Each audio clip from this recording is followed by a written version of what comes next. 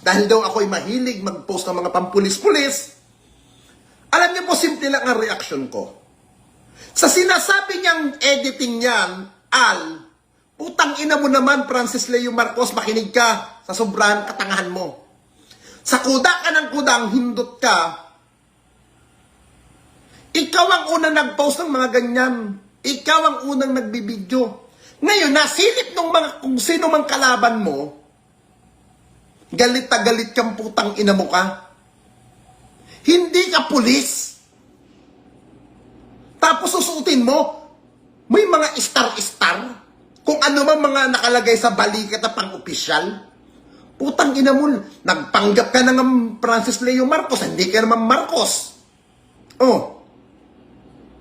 Tapos maghahamon ka pa ng suntukan sa isang opisyal. Alam niyo po mga kababayan, kahapon ka-text ko. Ka-text ko po mismo yung hinahamon nitong suntukan. Ka-text ko po kahapon si General Tony Maraliag. Lieutenant Colonel pa lang po si Tony Maraliag, kakilala ko na po din siya. Bakit ko po siya nakilala? Dahil pala kaibigan po tayo. Itong putang inantong si Francis Leo Marcos, ang tingin mo kasi sarili mo, dahil nakakunik. Ito kasi sinasabi ko sa mga kaibigan natin, kahit anong rekta mo sa mga opisyal, huwag kang maging piling opisyal. Marunong kang tumingin. At dapat ikay nasa baba. Ang paa mo'y nakatapak. Pero itong putang inantong FLM na to, ang dami mo nang kinasangkutan na negative issue, imbis isara mo ang mukha mo, isarado mo ang bunganga mong putang ina mo ka, kuda ka pa ng kuda, ngak-ngak ka pa ng ngak-ngak. Ha? Ngayon, kabubunganga mong putang ina mo ka, nadadamay sa'yo yung mga hindi naman dapat madamay na mga tao. Ito nga sabi nga sa akin ni General Maraliag kahapon, hindi ko ninyo ibababa ang level ko kay Kulaong. Hindi sa'yo bababa. At yung pinagsasabi mo, na tao mo lamang si General Maraliag. Look at yourself, FLM. Ha? Ilang taon nag-aral si General Maraliag sa kanyang karir at bago niya narating yan. Siguro, ang pagkakamali lang siguro ni General Maraliag, naging kaibigan ka niya. Tinuring ka niya bilang kapatid o may respeto sa'yo, pero masyado kang abusado. Utang ina mo ka. Masyado kang abusado. Parang itong sinasabi mo dati sa akin. Ninyo, ilapit mo ako kay Bongo. Irekta mo ako kay Bongo. Kay Bato, irekta mo ako kay Bato. Ito ang mas ko sinasabi. Sige. Sasabihan ko si boss ngayon. Bigyan mo ko ng pera. Ikaw naman si Kupal. Pag bibigyan mo ko ng 5,000, bakit 5,000 lang, kuya? Sapat ba ito pangkain namin doon ng mga staff niya? Siyempre, magbigay ka ng 50. Magbibigay ng 50. Ganyan ka kamangmang. Ganyan ka kabobo. Ang sabi ko nga, kung gaano kita kinupal, kung gaano kita pinaikot sa mga bulbul ko, putang ina mo ka kaya naggandawa ng buko. Dahil ikaw, nakikiramdam ka. Kung alam mo yung isang vlogger na may mga koneksyon at alam mo may mga nakakarekta, kinakaibigan mo. Na akala mo, mapakikinabangan mo, hindi mo alam, kagaya na sinasabi ko, nauunggoy na kita. Parang ganito, porque nakarekta ka, naging kaibigan mo si General Maraliag, akala mo sa tingin mo sa sarili mo, bata-bata mo na. Akala mo sa sarili mo, mapapaikot mo sa mga bulbul mong kulugo, si General Maraliag.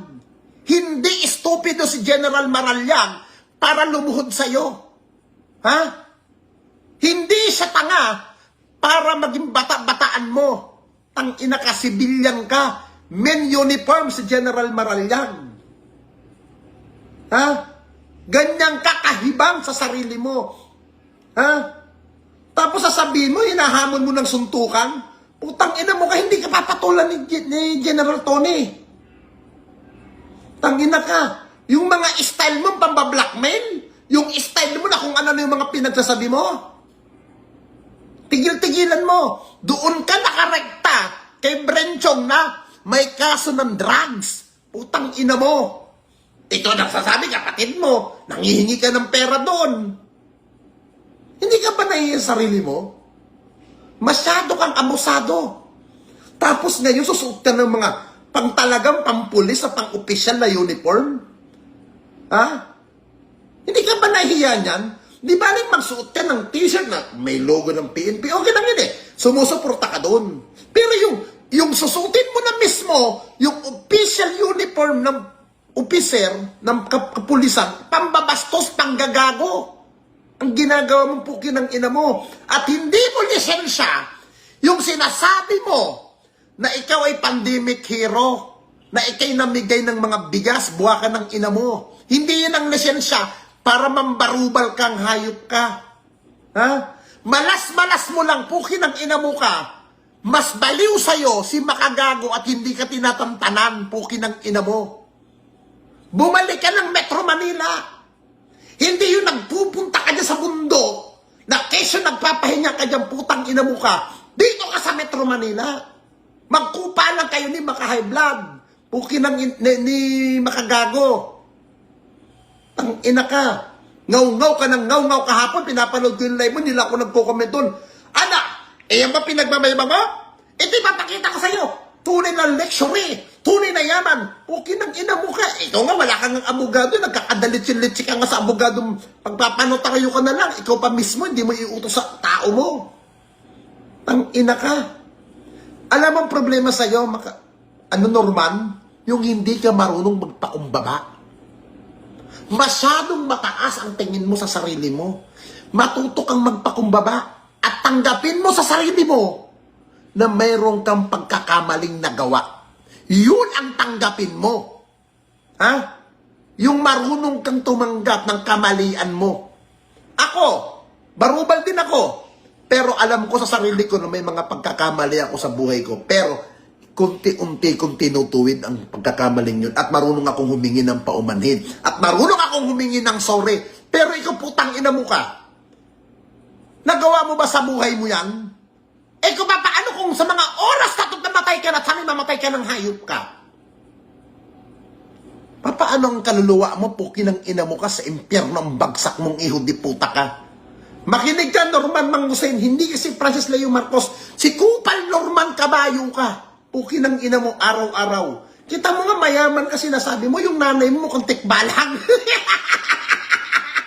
Na mukhang duling. Putang ina mo, sasabihin mo, bata-bata ka ni General Maral. Bata mo si General Maral yan. Tanga! Sinong tanga maniniwala sa'yo na may utak? Bobong maniniwala sa'yo, nag-aral yun sa pagkapulis, nag-aral yun ng intelligence ng ilang taon, tapos magpapakabata sa isang kagaya mo mukhang aso. Ina mo, tigil-tigilan mo. Yan po ang kasagutan ko doon sa sinasabi nung nagtatanong sa akin ano daw ang reaksyon ko sa putang inang kabayong to. Ha? Eh kabayo yan, pukin ang inang yan. Huwag kayo nagpapaniwala dyan. Mukhang kupal yan. Bagan